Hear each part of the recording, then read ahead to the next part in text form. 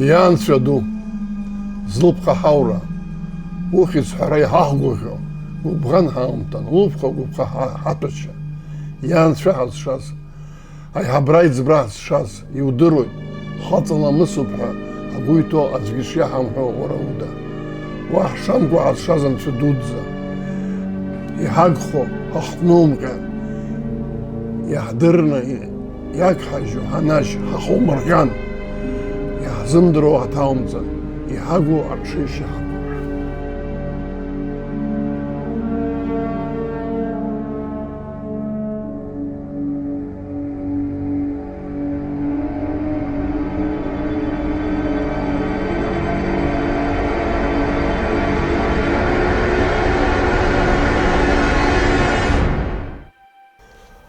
Это зачин абхазской молитвы, древней очень, которую наши предки всегда произносили и по сей день произносят. Я уже рассказывал, по-моему, в частной беседе несколько раз, что в Афоне, когда мы были, в Гивисмуль, там был главный эколог Борис, он был поражен, что мы первый тост поднимаем за Господа Бога. Я, говорит, в мире, я объездил все народы мира, но не встречал народ, который первый тост поднимает за Всевышнего. Я к чему это говорю? Ну, все говорят, что делать, что делать, что делать. Надо вести себя нормально. То, что нам завещено нашими предками, самим Всевышним, постулаты все эти у нас есть. Я глубоко извиняюсь, я уважаю все религии. Но я имею в виду моральную и духовную сторону. Там настоящему абхазу ничего не надо, он это знает, у него это в крови сидит, это он пришло к нему тысячелетия тому назад до создания этих Библии, Корана, Евангелия, того же буддизма и так далее. Но вообще вы знаете, наверное, что в мире 3 центра мировых, которые сохранились после потопа, это Гималаи, Гиндукуш и Кавказ. Это не любят говорить, но так есть на самом деле.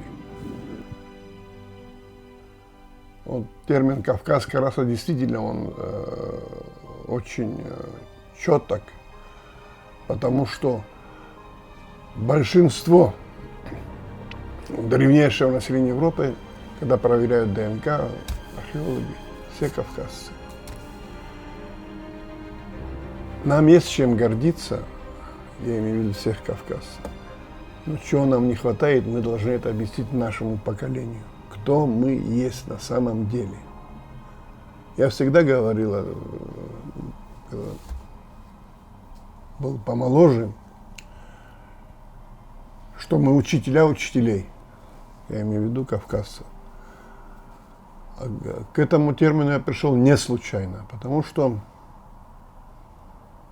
исходя вот из тех знаний, которые мы получали и получаем, и будем получать, когда сравниваешь нашу, я уже имею в виду абхазов, культуру, поражаешься, Господи, чему нас учат? Мы должны учить других.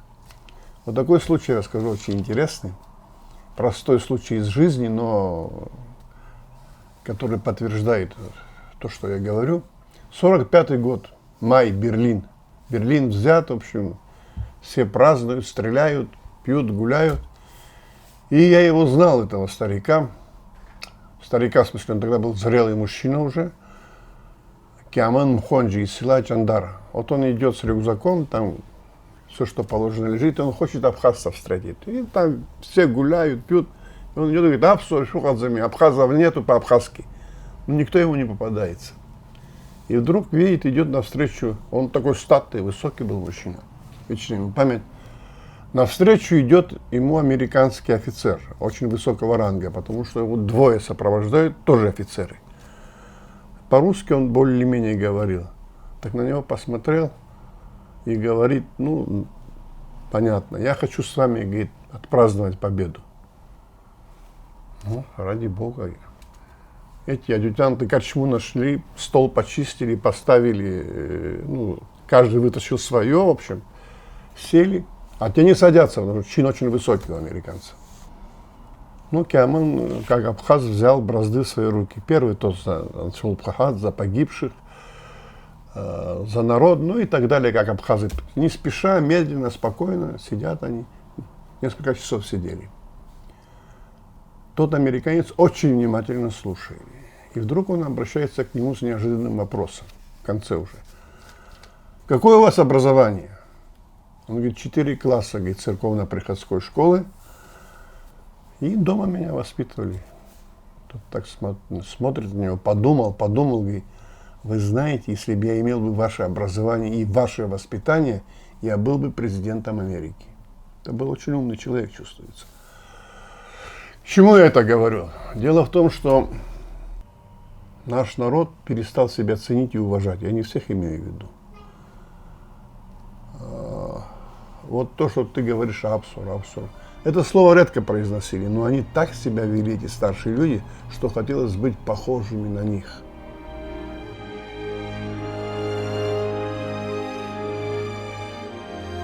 Они ничего не нарушали. И самое главное, несли большую духовность.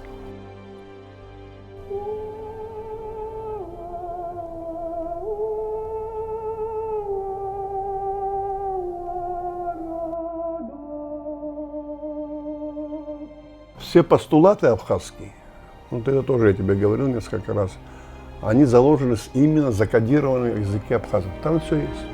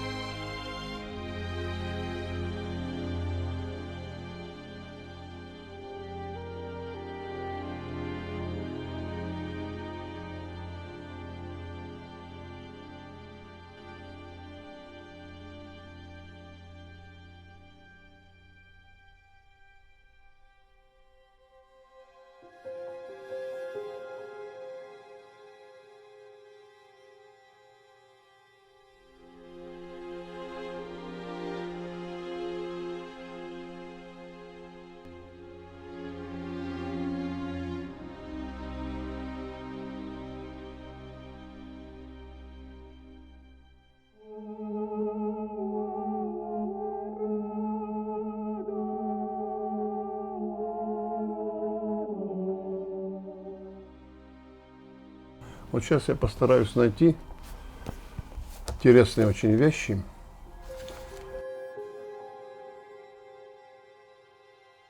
Ну, сначала мы с известного завещания к абхазскому народу Георгия Чашмы за день до смерти было написано, 18 февраля 1918 года. И вот он обращается к абхазскому народу. Я начало и конец зачту, они характерны для сегодняшнего дня, очень звучат. Братья абхазцы, наши отцы, дяди и братья боролись и страдали и умирали за честь и свободу Родины. Их гордая и свободная душа не могла и не хотела подчиниться угнетательной системе русской власти. Не могла допустить попрания их обычаев и традиций, освященных веками. И они с оружием в руках восстали против могущественной тогда России. Многие из них приняли смерть в этой борьбе за родную Абхазию. Тысячи их томились в холодной Сибири и России, а много десятков тысяч, отчаявшись в неравной борьбе, ушли в Турцию, но не преклонили перед насильниками свою гордую и честную голову. И вот заканчивает он свое обращение, за день до смерти написано. Братья абхазцы, нет среди нас ни богачей, ни бедняков, у всех есть средний достаток. И мы все абхазцы, дворяне, князья и крестьяне, родные братья, сыны одной нашей матери Абхазии. Не будем друг другу завидовать. Зависть – самое страшное внушение дьявола. Протянем друг другу руку на братский союз и с клятвой идти все вместе рядом, плечо к плечу, как наши отцы, наших адатов, сохранения нашей Родины. Чтобы сохранить Абхазию в целости, нам нужно держаться традиций нашей страны, ибо всякий народ, который пожелает жить без традиций, погибнет. Все звучит очень современно. Здесь очень много интересных вещей, когда вот изучаешь нашу традицию, культуру, то поражаешься, просто поражаешься, отвечаю, насколько глубоко это все звучит. Я когда вот рассказывал тоже еще раз, обратился давно очень к Омару Бегу, насчет источников. Он мне ответил очень просто. Все наши источники в нашем языке. Только нужно иметь мудрое сердце, острый глаз и пытливый ум, чтобы достичь этого. Академик Марк, кстати, очень интересно сказал. Абхазский язык в настоящем своем состоянии 1914 год представляет строй речи систему более архаичную, чем язык шумерских клинописных надписей, имеющих сейчас изначальную дату почти 6000 лет. Вот просто себе представьте.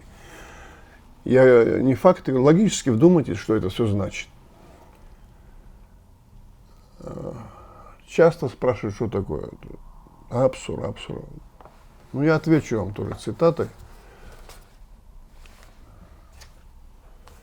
Апсура – это нравственный, моральный и духовно-религиозный кодекс чести и чистоты Абхаза и человека вообще. Оно ниспослано Всевышним. Покуда сильно соблюдение Апсура, то абхазы, несмотря на свою относительно небольшую численность, сохраняют свои нравы, обычаи, духовную чистоплотность и священную землю предков. Настолько была сильна вера в Апсура, что Абхаз в течение нескольких тысячелетий, несмотря на приходящие и вновь уходящие мировые религии и их ответвления, никогда внутренне не принимал их и всегда ежедневно молил Всевышнего. Великий всемогущий Создатель, сохрани и помоги нам в неприкосновенности передать нашим потомкам и всему народу освященные веками наши заветные и неоскверненные места. Аныха, сохрани нас, что может быть выше Апсура. Апсура и Гауихоси. Вот ты понимаешь, вы понимаете, вот, когда вдумываешься в эти слова, это цитата, перевод с абхазского. И когда знакомишься, скажем, с философскими постулатами, очень древнекитайскими, европейскими, восточными, то везде находишь вот то, что касается нашего, думаю, что Абхаз, что ли, написал, который мыслит правильно. Вот еще приведу одну цитату, тоже с абхазского перевода, приблизительно, потому что очень трудно переводить. Философский взгляд абхаза на мир, где возвышенный идеал превалирует над материальностью, четко отражен в народной устной поэме «Кто такой Абхаз?». Вот задается вопрос. Абхаз, кто такой Абхаз? Вопрос. Ответ. Тот, кто знает, для чего его сотворил Творец, и есть Абхаз. Абхаз, кто такой Абхаз? Познавший мудрость и знающий, что она от Бога, и есть Абхаз. Абхаз, кто такой Абхаз? Тот, кто знает, что окружающий мир открыл ему Всевышний, и есть Абхаз. Абхаз, кто такой Абхаз? Абхаз – это тот, кто познал того, от кого получил знание, и есть Абхаз. Абхаз, кто такой Абхаз? Знающий, что за рассветом Бог создал закат, и есть Абхаз. Абхаз, кто такой Абхаз? Идущий по пути истинного Творца, духов, и знающий, что небеса, твердь земная сотворены Всевышним, есть Абхаз. Абхаз, кто такой Абхаз? Это тот, кто знает, что после смерти нет смерти, знает и ведет себя достойно, и есть Абхаз. Абхаз, кто такой Абхаз? Тот, кто с чистым словом обращается к Богу и, сказав слово, всегда держит его, и есть Абхаз.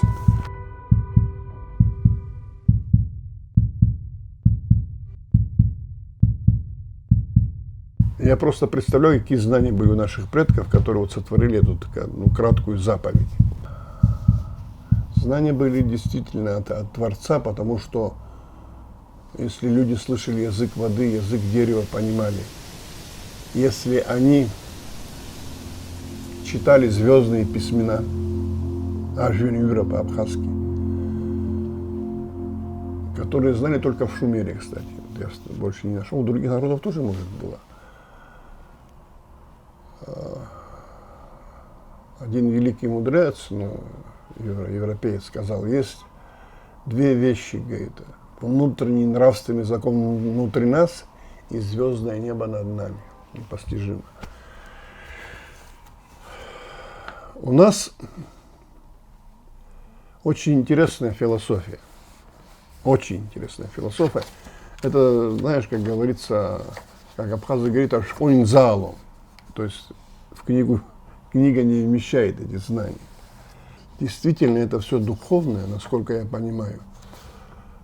И помнишь, ты меня спросила, что больше всего вы не любите в людях? Я ответил,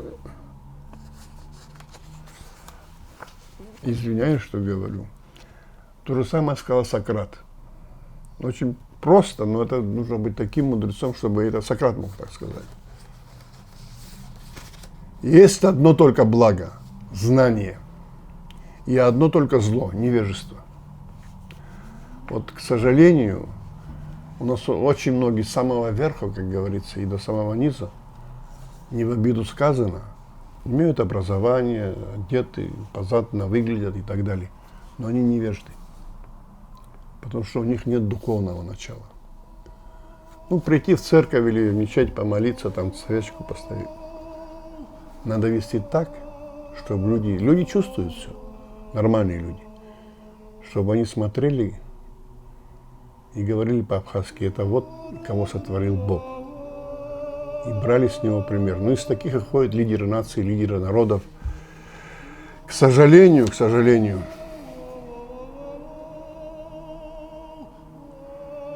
судьба им определяет очень короткий срок, но они успевают передавать свои знания, свою энергию. И, как говорится, потому что у них дух свободный. Вот сейчас отвечу на один вопрос. Кто-то меня спрашивал про Леона, да? Почему это Абхазское царство было создано, почему оно так, как говорится, длань абхазского царя достигала, в общем, всех окраин. А дело в том, что вплоть до конца XIX века абхазы, в отличие от других окружающих народов, я имею в виду особенно с восточной стороны, они ни от кого землей не зависели. Земля принадлежала им. Даже если человек был низшего сословия, рано или поздно его переводили в сословие Анхаю, получал землю, все, что положено, и когда женился, его одаривали и так далее, и так далее. На свободе держался дух. И благодаря тому, что людям было что защищать, кого защищать и как защищать, они творили чудеса. Это все времена, кстати. И во второй половине XIX века наше обычное право, так скажем, столкнулось уже с российским законом. Просто друг друга не поняли совершенно. От кого вы нас освобождаете? Абхазы это просто не понимали. Есть очень интересная поговорка, которая мне говорит о многом. Но я перевожу ее. Князь, дворянин и Анхаю, то есть вольный житель, братья. Они были равны. Князья и дворяне, они отдавали на воспитание своих детей Анхаю. Почему? Чтобы с них получился настоящий воин, человек, абхаз, который нес традиции. Помимо того, что он владел там конем, воинской культурой и так далее, уважение к старшим. Он даже больше любил свою кормилицу, чем родную мать. Это была уже любовь к народу. С молоком матери любовь впитывается.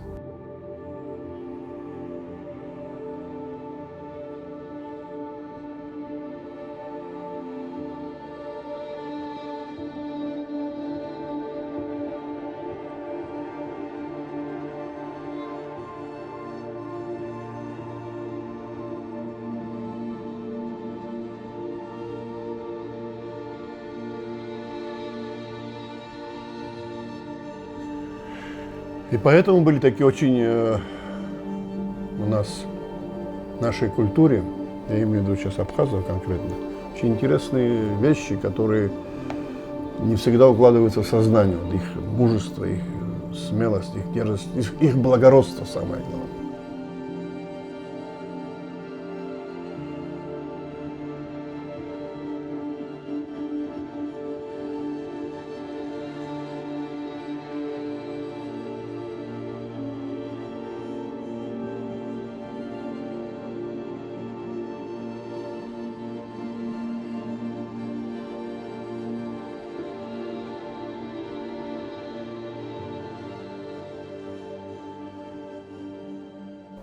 Вот такой случай.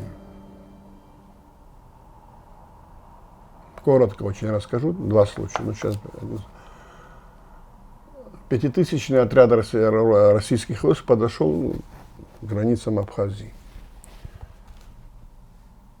И народ собрался на собрание, что делать, как. Там только старшие были, молодых не приглашали. Как отразить противника и так далее, на переговоры. Ну. И был такой Адагу Пазакире. Ему 25 лет было. Таких-то еще не подпускали близко. Он подошел, низко поклонился и говорит: если вы мне разрешите, я разрешу этот вопрос. Развернулся с братом, сели на коней, переправились через пограничную реку. Их останавливает караул. Ну, отдайте оружие. А Закире говорит: как вам не стыдно, говорит, нас двое, а вас 5000. Неужели вы нас, юношей, боитесь? Ну, их пропустили. А генерал сидел так в тени, возвышение небольшое, с дочкой. Он с разбегу грудью коня ударил это возвышение, подхватил его дочку, развернулся, и они с братом ушли. Ну, вдогонку стреляли. Брата ранили, он выжил, дело не в этом. 15 дней находился в Абхазах. Его в буквальном смысле слова носили на руках. Каждый день устраивали в честь нее танцы, пиры, ну и так далее. Он одного посредника послал, второго посредника. Ну, абхазы не отвечают. Третий раз, когда пришел, говорит: поймите, у меня никого, кроме нее нет. Верните, если сможете. Я, говорит, уйду с войском. Они взяли девушку, пожилых женщин, пожилых мужчин, и по 15 человек, молодежи, юноши и девушки, все верхом переправились через реку. И когда приблизились, дочка, опережая, сказал отец, говорит: я таких благородных людей, говорит, не встречала, говорит, нигде. Их пастух выше нашего офицера. Я преклоняю перед ними колено. И ну, ее оставили, и войны не было. Все. Я к чему говорю? Это реальные случаи. Я потом везде, вот во всех войнах, да, сейчас не говорю, что все кавказцы отличались особым мужеством, подчеркиваю. Вот такой интересный случай благородства тоже. Был в Турции в начале 20 века знаменитый самый разбойник Чакарджи. Его дивизия не могла взять. Он командовал, как 4 города в руках держал, люди ему кланялись, но начал в конце уже совершать беспредел. Очень много людей погибло от его руки. И султан вызывает, такой был полковник Бган Баруштуби, жандармерии, говорит: никто не может с ним справиться, может, ты справишься. Он так подумал, говорит: я справлюсь, говорит. Ну, знаете, говорит, для этого нужно мне, говорит, ваш фирман. Ну, то есть такой, много абхазов, говорит, в лесах, вот всех их выпустишь. Я с них соберу отряд, а в этот фирман могу вписать кого надо. В общем, он через посредников 45 абхазов вытащил, фирман вписал и является к султану через неделю. Отряд готов, говорит, мы готовы выступить. Султан говорит: как, говорит, а сколько вас, говорит? Он говорит: 45. Слушайте, его дивизии не могут брать, говорит. Как вы с ним справитесь? Он говорит: нас плюс 1045 тысяч, потому что мы все абхазы. Это знаменитый его ответ. Это до Корнета было еще. И они явились в эту местность. Ну, зашли в ресторан, все вооруженные, представительные. До этого отряд албанцев, там 500 человек, он их просто над ними поиздевался, этот Чакарджи их выгнал. Там он чудеса творил. Сели в ресторане, ну, как я, провели время, пообедали, и старший пошел расплачиваться. И директор, говорит, ресторана, владелец, вернее, говорит, за вас заплачено так скромно. А кто заплатил, говорит? А вон там 4 сидели, говорит, знаменитый Чакарджи, который держит эти города в своей руке, в своих руках. Вы, говорит, ему понравились. Но они потом что делают, говорит? Хлеб с солью уходит 45 дней, 47 дней. Мы не имеем права его трогать. И вот за эти свыше 40 дней Баганба, он изучил все, несколько раз отправлялся лично сам тоже к его семье, все, говорит, я прошу вас, я сделаю так, что он останется живой. Пускай только выйдет. Но он уже был настолько ослаблен, что нет. Он еще раз. Мать ему говорила, слушай, это на других людей не похоже. Говорит. Они ведут себя очень достойно, не унижают нас, как другие, их избивали, ну и так далее, эти турки, что только они делают. Но он категорически, в результате они его окружили, он погиб. Вот об этом случае написал один из самых известных турецких писателей, Яшар Кемаль, вот разбойник, есть, на русском языке тоже есть, кстати. Я к чему говорю? Вот именно их умение вести себя благородно. Самое главное, вот что считалось. Ну, где благородство, там и мужество. Есть же выражение, вот абхазы спросят, для чего человек на свете живет? Для чего человек живет на свете? Ахиц, ахимц. Честь, бесславие. Ахиц переводится имя. Надо достойно нести свое имя, а не быть там, это, как говорится. Потом, вот смотри, ну, герой, да, герой у всех народов, ох, еще какие. По-абхазски герой ахаца, то есть мужчина. Вот понятие, философия абхазского языка, мужчина не может не быть героем, он обязан быть героем. Так он рожден, понимаешь, его воспитывают и так далее. Все это было, это видно вот типажи, когда на типажи абхазские смотришь, второй половины 19 века и начала 20 века, видно, что стоит народ воин. Там, как говорится, раздумывать не нужно, видно.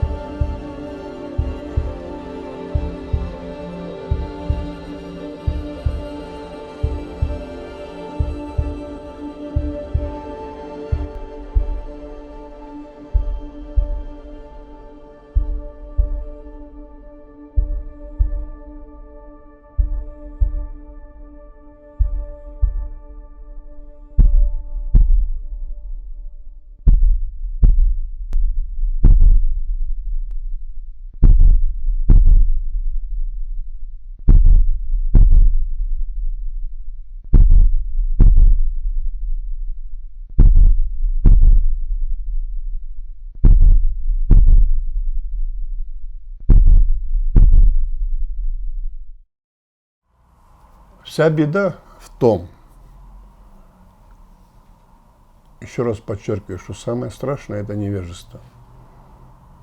Когда отступают от своих традиций, обычаев, начинают прилипать, извиняюсь за такой термин, к чужой культуре, который там тоже из себя ничего не представляет. Человек теряет свое лицо. Он просто теряет. Вот наша трагедия, в чем происходит. Я помню, когда мы были совсем молодые, нам постоянно, каждый день практически говорили: несите достойное имя своих отцов, имя своих дядек, братьев. Каждый день, когда поднимали за нас тост, или просто вот, даже незнакомые люди встретятся, просто, кто ты по фамилии, там, тебе 15-14 лет. О, ты должен достойно, вы должны достойно себя вести.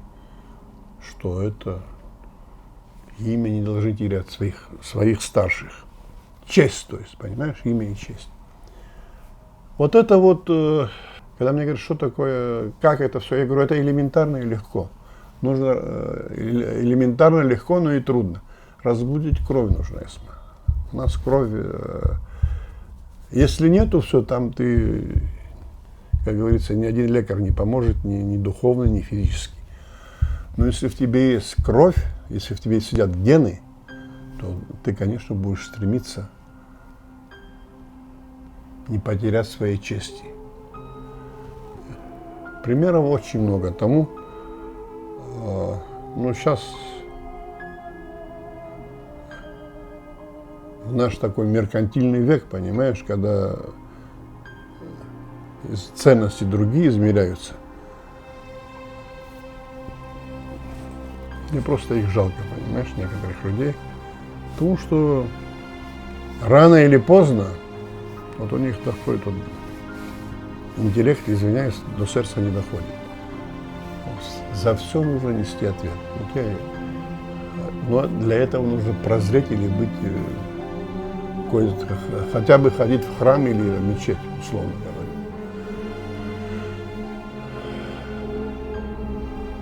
Вот в абхазском языке, мы об этом говорили много раз, я люблю это говорить тоже. У нас сердечное мышление.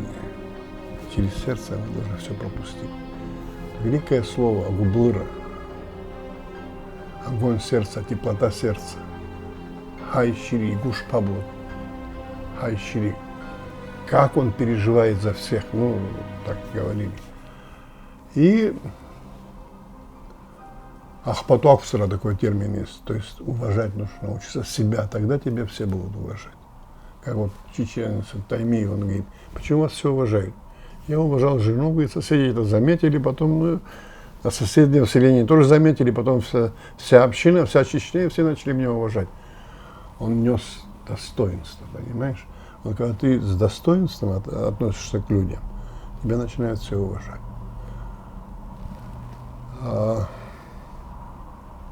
Такой термин абхазский, один из постулатов абсурда, так скажем, их много, но ахдырра, то есть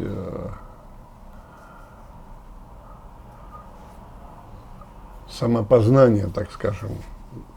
Вот если ты имеешь самопознание, кто я, понимаешь, как вот древний «познай себя», абхазцы говорят «ухулдыр», познай себя тоже, философски переводится, кстати. Вот эти вещи, элементарные вещи, я говорю, их очень много. Я хочу, чтобы наш народ знал, что наши предки были носители великой культуры. Не просто большой, а великой культуры, исходя вот из всех этих знаний. И поэтому писали, что не анатолийская культура, не римская культура, не культура европейская, средних веков, раннего средневековья и так далее, не византийская культура невозможна без понятия кавказской культуры, цивилизации. Я уже имею обобщу. Я извиняюсь, что я говорю, чтобы наш народ понимал, что мы из себя представляем. Вот так жихыр называется, плечом к плечу, понимаете? Конечно, надо это преподавать, говорить. Раньше как проводили, уже телевизора не было, собирались, соседи приходили. Молодые никогда не садились, они стояли.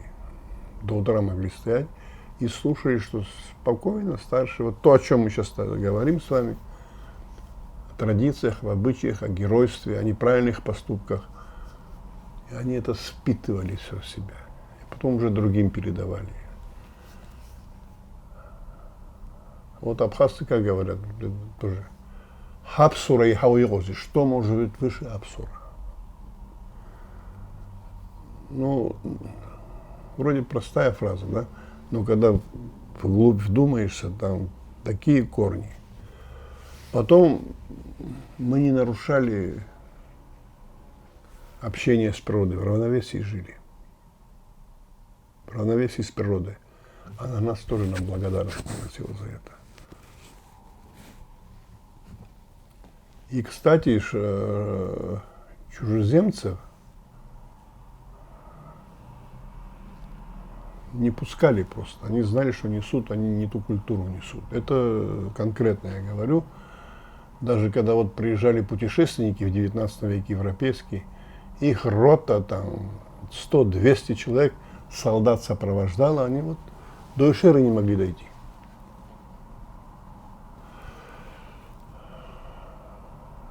К сожалению,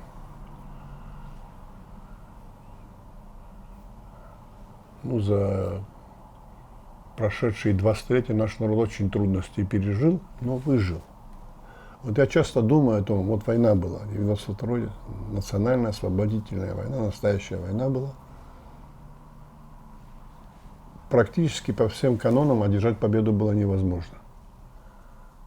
Но Господь Бог посмотрел на нас, говорит, теплым взглядом. Народ встал, пришли наши братья, пришли русские, казаки, чеченцы, кабардинцы, осетины, и мы все плечом к плечу разгромили противника. Это был подарок Всевышнего, вот это нужно осознать. У меня сосед был, вечная память, кадровый офицер, кроме Героя Советского Союза, все награды боевые имел. После Аслан Шамба он меня вызвал, никогда не забуду. Уже где-то середина октября 93-го года. Стоит, молчит, я стою, молчу, старший, ему лет 85, если не больше. Он говорит, так мне, говорит, закурить. Я говорю, закурю, я тебе сказал. Он говорит, что он так думает, вот он же офицер кадровый. И вот так посмотрел, это только он нам помог, иначе невозможно, Всевышний. И вообще, многое решается на небесах. Но в нашу пользу может решаться только в том случае, не только в нашу, но в пользу любого народа, если народ будет себя вести достойно. Что такое достойно? Это уважение к младшему, к старшему, уметь правильно вести себя, не допускать в категорической форме, так мягко выражаясь, неблагопристойно себя вести. Потом все жалуются, с нами то случилось, с нами это случилось. Конечно, не приведи Господь. Во всех своих грехах мы сами виноваты. Есть абхазская поговорка, такая простая вроде. То, что ты себе сделаешь, ни один враг тебе не сделает. Сам понимаешь. Я хочу пожелать нашему народу Абаза, Апсу, чтобы у них проявилось чувство национальной гордости, самосознания, уважения к себе. Если мы себя будем уважать, нас все будут уважать. Это без всякого, как говорится. Вот здесь хочу привести цитату одну в заключении. Национальное чувство есть духовный огонь, ведущий человека к служению и жертвам, а народ к духовному расцвету. Это сказал не я, а Борис Миронов. Очень понравилась мне эта фраза, поэтому я ее выписал.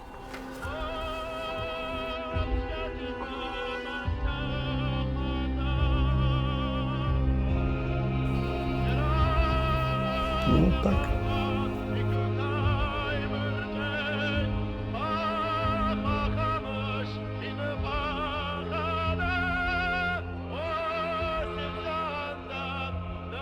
Можно я вопрос задам? Хоть 10.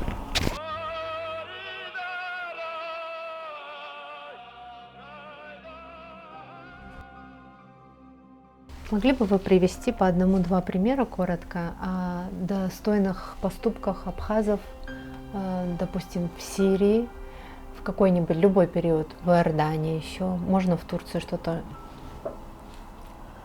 Ну, я больше Сирию знаю.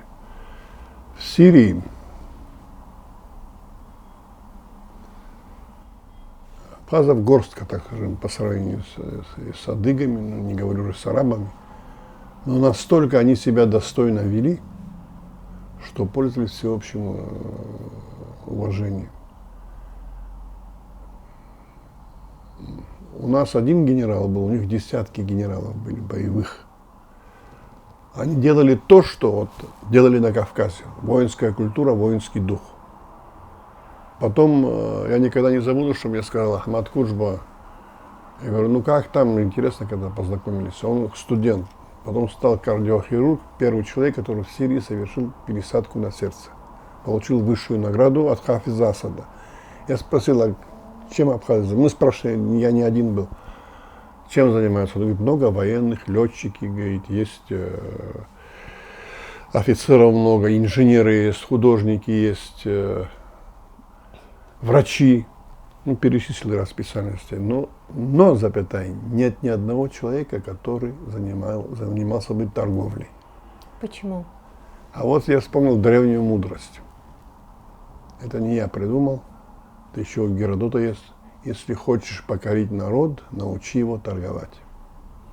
Что это значит? Это означает вот что.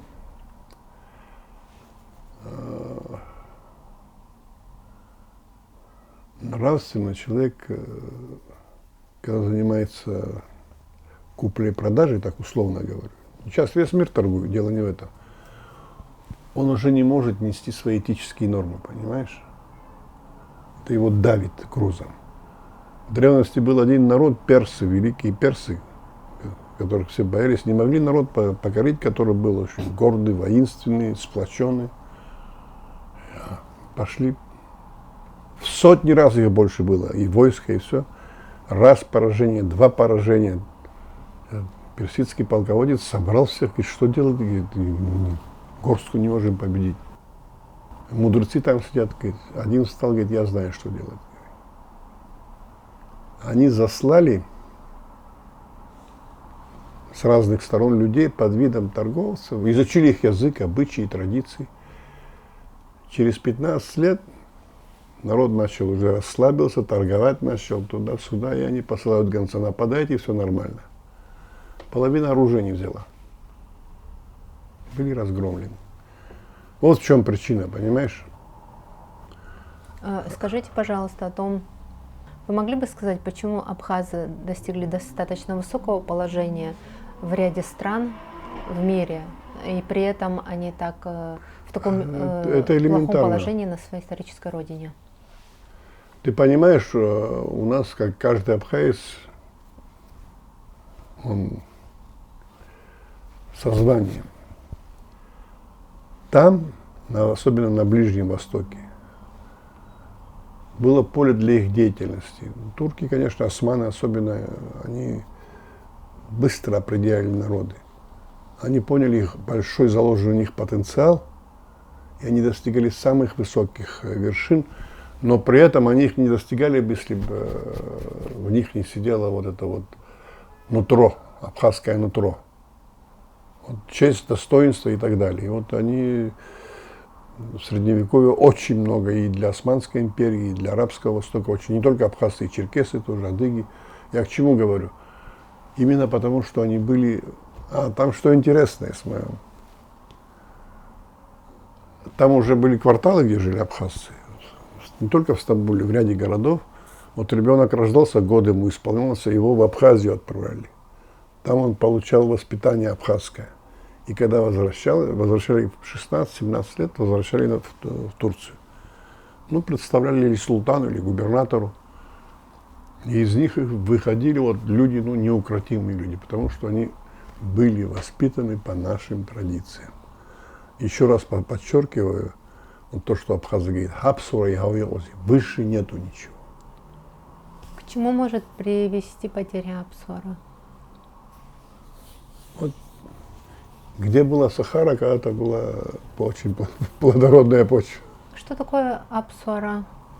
Это духовный, божественный закон, который сидит в Абхазии. Надо разбудить его только и указать. И, кстати, я еще раз подчеркиваю, об этом не говорили. Вот люди вели себя, мало говорили. И вот говорили, шага Апсурил, сколько в нем сидит вот человечного, так скажем. Как отличились абхазы в Первую мировую войну? Да, они во всех войнах отличались. Ну, один пример приведите со Второй мировой войны. Много героев было в советский период? Во Второй мировой войне десятки абхазов были представлены к званию Героя Советского Союза. Единожды, дважды и трижды. Ну, там, наверное, вероятно, так была квота, то получили только 4. Официально есть, ну, наградные листы и так далее, и так далее. Ну, вот такой пример, очень много примеров. Был такой Хентрук Мхонджия из Аджандары. Он в первые же дни попал в плен, совершил побег, его поймали, совершил побег, его поймали, его прутьями били, в общем. В конце концов он ушел. У него висел номер, там порванный 167, условно говорю. Он нашел кузнеца, выковал нож, тот ему добыл автомат, немца снял. В тот же день гибит-комиссара города, его компанию всю перестрелял. Это в глубоком тылу немцев было, немцы, говорит, русский десант высадили. Дело не в этом, этот человек творил чудеса. Вот он заходит, он говорил по-немецки, к начальнику станции, узел железнодорожный. Кто-то его заметил, какой-то человек ходит, кошелку держит, яички продает. Гутен так, утро. Тот немец пунктуально сидит на месте. Что вас интересует? Он положил кошелку на стол, отсюда вытащил маузер. Видишь, патронов нету. Я Иван Абхазец. Одно яичко, 5 патронов. Тут смотрит сумасшедший, ненормальный. Я, говорит, понять не могу. Свистнет там, 3 батальона охраняет станцию. Чтоб вас убивали, говорит, немцев. А Иван Абхазец, он уже гремел, за его голову большие деньги давали. Но немец оказался мужчиной настоящим. Он говорит, завтра приходите, проверяй тоже. В следующий день, в такое же время он явился, тот улыбнулся, вытащил ящик патронов, подарил ему. И вот он вспоминал, этот немец, говорит, я видел, говорит, бесстрашных людей, как и у немцев, и у русских, но такого человека, говорит, я не встречал нигде. Вот в нем вот это мужество было, говорит, отчаянное, сидело в каждой жилке его крови. Это генетически так просто не передается. И я читал наградной лист, его сейчас помню по памяти, значит, Хентрук Мхонджи, и по кличке Иван Абхазец, уничтожил своей рукой свыше 700 немцев и их приспешников-полицаев. 700, подчеркиваю. Взорвал 17 эшелонов с техникой и живой силой противника. Внес в фонд обороны свыше 2 миллионов немецких марок. Ну, еще там перечисляет, этот человек достоин высшей награды Родины, звания Героя Советского Союза, там комиссар, там все подписывают за начальника отряда. Ну, если ему дали орден Отечественной войны, и все, больше ничего, конечно. Но вот таких неизвестных людей, понимаешь, десятки. Расскажите про реакцию матери, когда ей сообщили о том, что ее сын герой. Не матери, а отца. Ну, расскажите, это, видимо, другая история. Это к Владимиру Харазия, когда пришли, все районное начальство, отец его, Комсагу его звали, живой был, он же опытный, керазовец, воевал с грузинами, все, знал эти вещи. Он сразу все понял. Но они мнутся, не могут сказать. Хотел сказать, что ваш сын геройски погиб, представлен, получил награду, высшую награду. Кто-то там решился, говорит, вот так, говорит, ваш сын, говорит, геройски пал, говорит, но И он отвечает: «Ехалази чкунак тахаза». Ну что такого, если парень погиб? Ничего, говорит, страшного.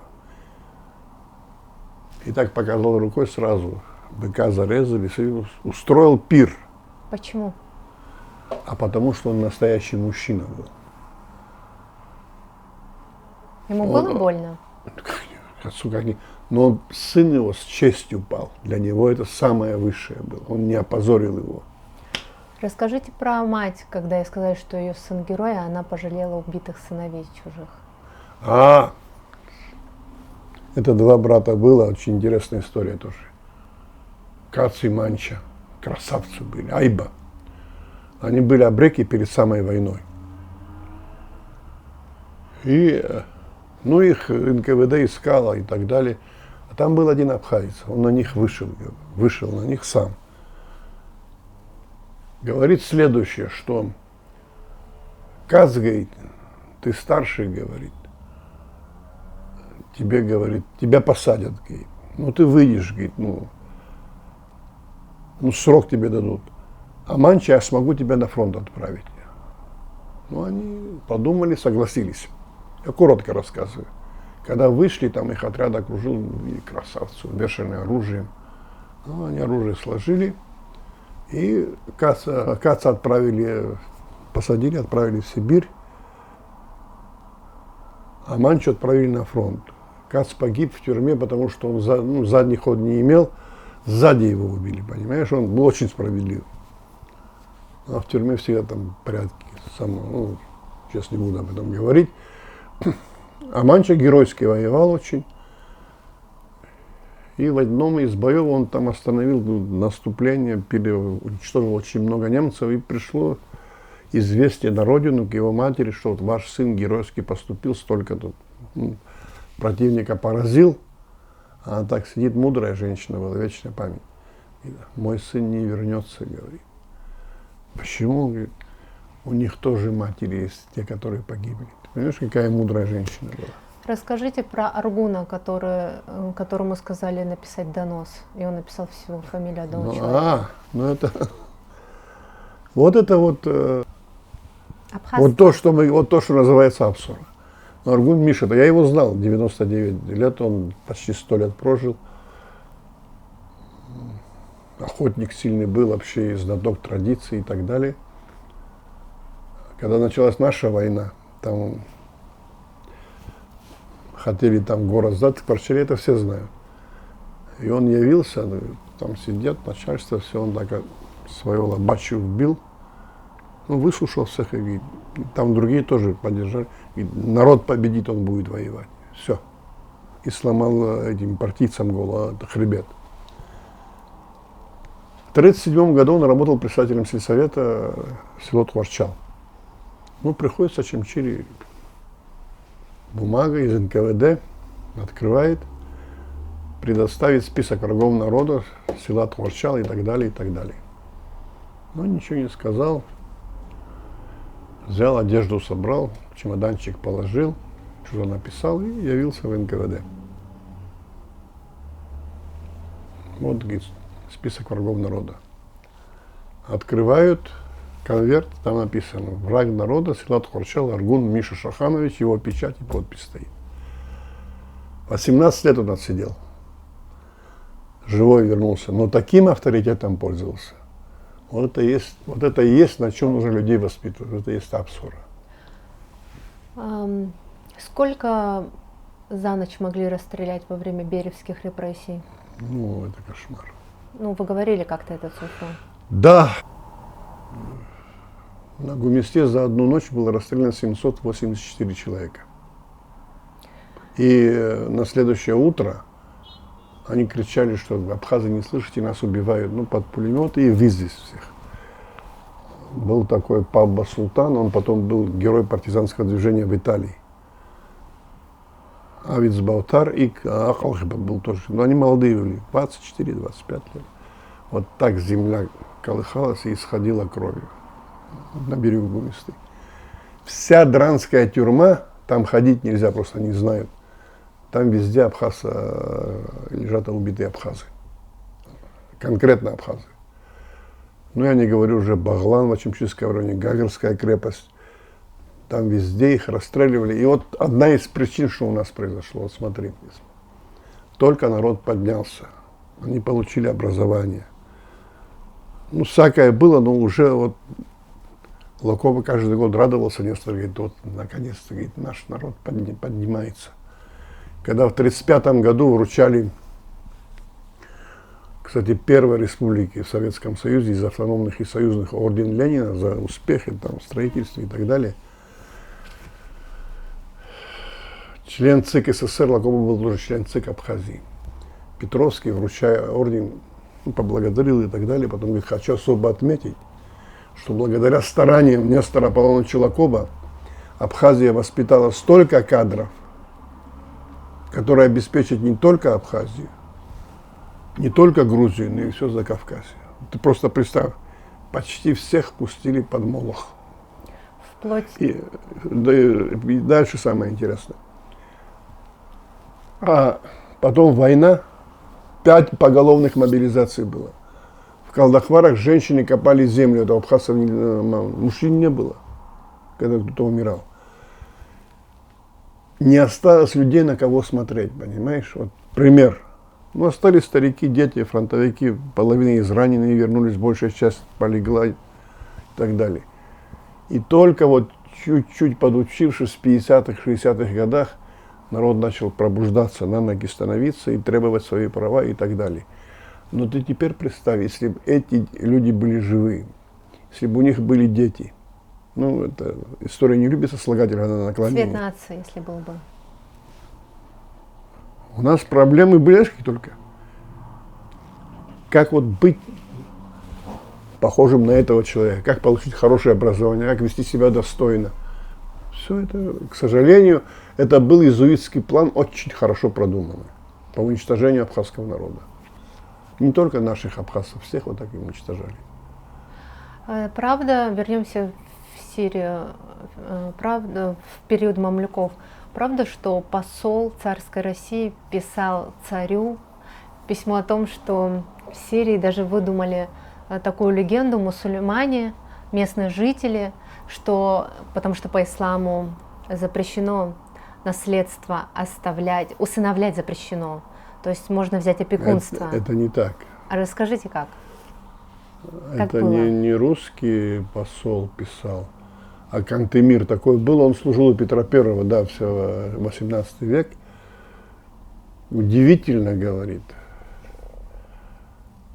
Ну, эти другие не передают по наследству. Вот, невольники же поднимались до высоких, а вот народа Абаза, они обладают правом наследственности, и султан ввел это в обязанность. Это удивительная вещь.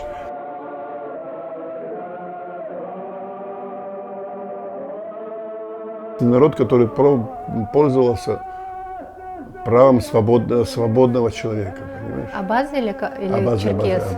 Все. Абазы и черкесы тоже.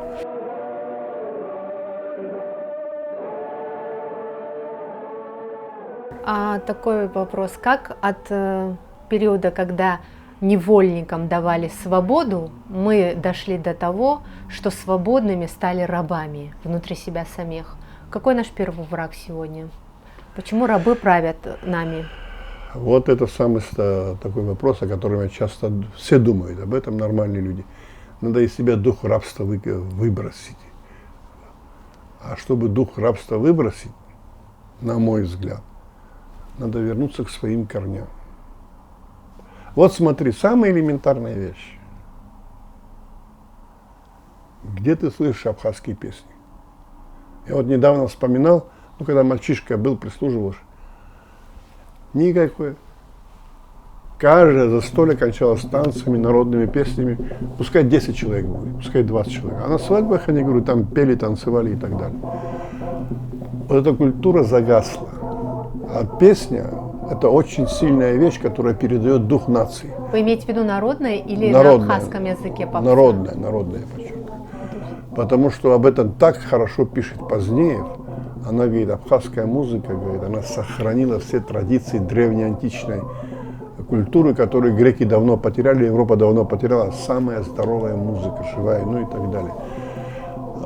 Кстати, я хочу сказать, что у нас-то и песни, в основном героические, лирики очень мало у нас. Вот это тоже говорит о традиции. Время тревожное было. Вам не кажется, что как сказать, в министерствах нету людей, у которых есть национальное самосознание? Ты понимаешь, я не думаю, что там нет, у них есть национальное самосознание. Но когда министр ворует 15 миллионов или 20 миллионов, какой министр, слушай? Я условно говорю. Почему они не помогают развивать те же национальные помогает, песни, понимаешь? народные? Для этого нужно мозги, душу иметь и мозги иметь. Не только там, я говорю, вот смотри, танцы абхазские, смотри, очень интересно. В мире 27-28 движений. Это Сида Гумба мне рассказала, она специалист, сейчас пишет работу. Все танцы, 27-28. И народы свои оригинальные имеют 1-2 движения. Абхазы имеют 4 своих оригинальных движений, которые никто не имеет. Я говорю, не может быть. Она говорит, вот, объяснила мне, популярно, правда. Я к чему говорю?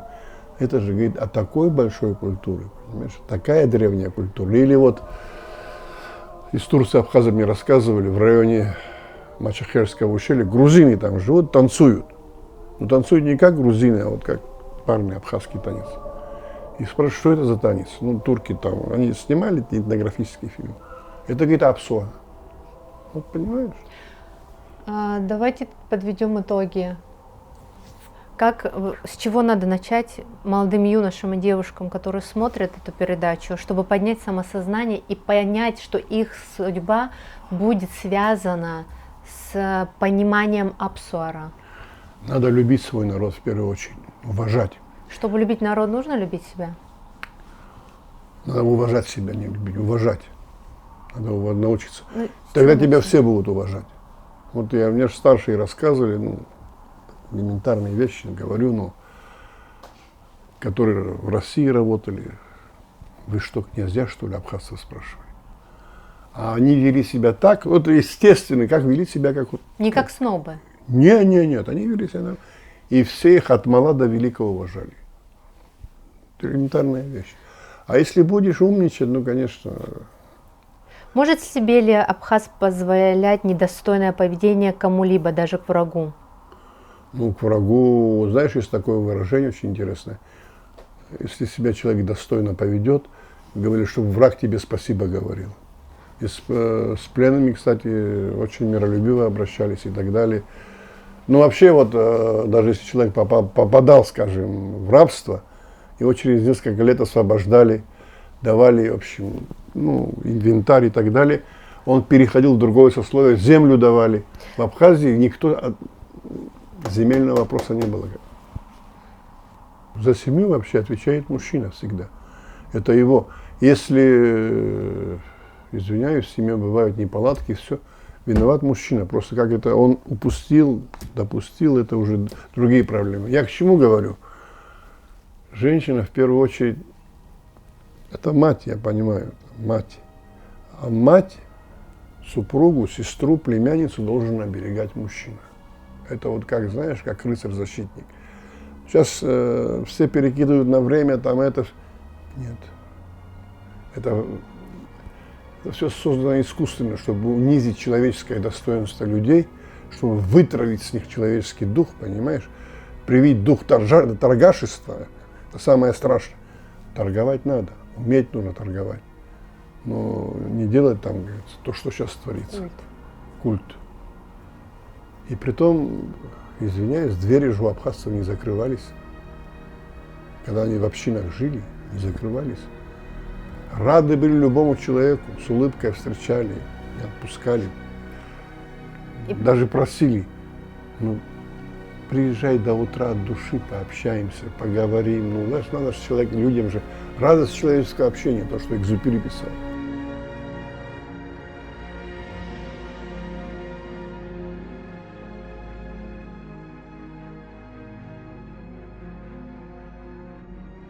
Мы когда кончали школу, давно это было очень, нас всех поставили, абхазская школа, в Даутах, мы такие довольны, что ходим в новый мир учиться. А мы были с товарищем Лёва Шамба самый маленький. Я был маленький очень. Стоим в конце, и вот наши учителя войну прошли, 37-й год, их родители расстреляли. Это, ну, я не говорю, вот как ты говоришь, наставление. Это очень много зависит. Будьте достойны своих отцов. Чтобы Апсура всегда в вас сидела, чтобы вы были, любили свою родину, на благо ее учились и так далее, и так далее. И что будущее в ваших руках, вы все должны сделать, то, что мы не смогли сделать.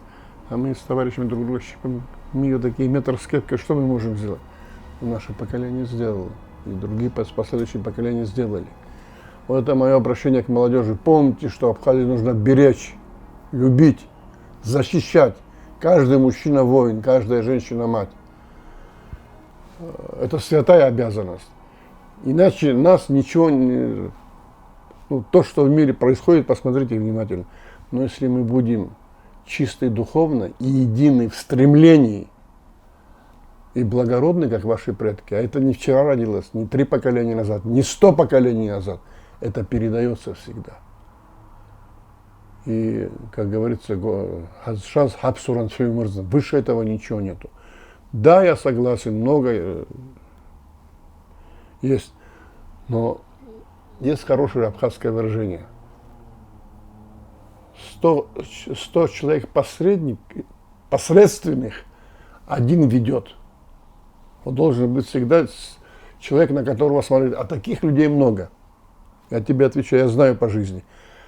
Просто система не та, система выборов не та, система избрания там, правительств. Надо менять это все. Не за один день, не за 2 дня. Но надо, чтобы созрело вот здесь и вот здесь. В первую очередь вот здесь, чтобы созрело, в сердце. Вот что надо. Еще раз повторяю, уже говорил несколько раз, я в детстве редко служил Апсуру, знаешь. Говорили, но редко. Но люди так себя вели, потому что они были воспитаны в традициях, в любви. Материнская грудь служила им пищей, понимаешь, воспитанные не на коровьем молоке, а на настоящем. Они были людьми, понимаешь, с большим уважением относились к людям, с большой любовью. И вот эта любовь, не такое сюсюканье, а любовь настоящая человеческая, переходила от детей к внукам и так далее. Наша вина в том, что мы себя плохо знаем сами. Вот в чем трагедия. Или некоторые, так знаешь, начинают. Нет. Скромность в первую очередь, уважение к человеку, уважение к старшему. С ребенком будь равен. Перед взрослым стои, веди себя достойно. С врагом веди себя достойно, он тебя будет уважать. Почему говорили там в Грузии, не только в Грузии, абхазы райндер и ариан, абхазы рыцари, переводится. Будь как абхаз. Это же все наша культура, традиции наши. Это не просто ради красного словца так-то. Они себя вели, они заслужили. Это их заслуга, не наша. Юноши, не гордитесь заслугами предков. Это их заслуга, наших предков. А мы должны себя сделать так, чтобы нас вдвойне уважали. Вот это наша обязанность святая.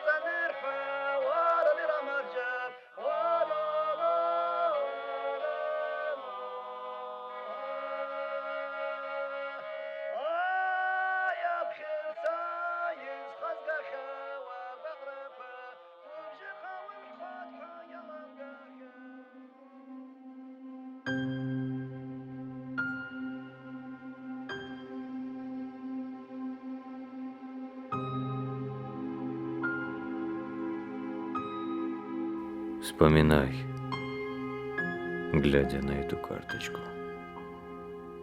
того абхазца, который приносил и принесет в жертву все, что в его силах. Если нас не станет после войны, одна мечта и просьба наша.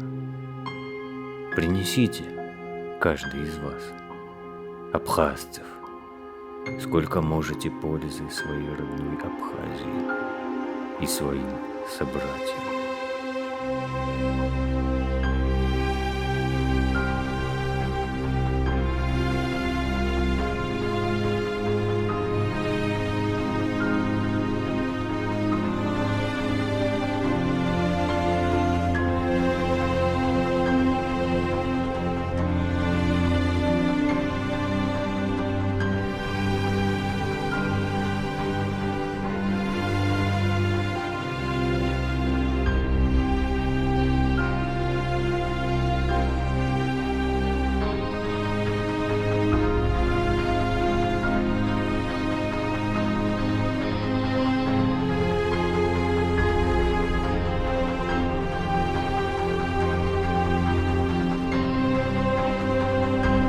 Если есть сосед, то это народ.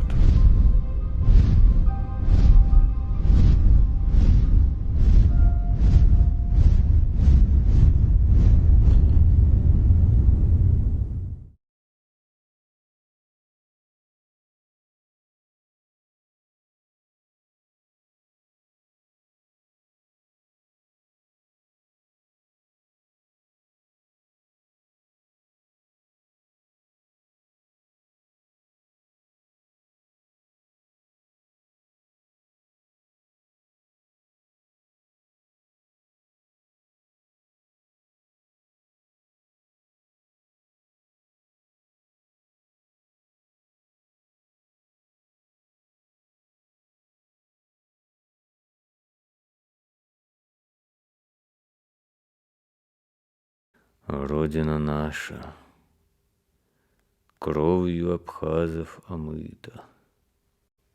Если есть всесильный, то это народ.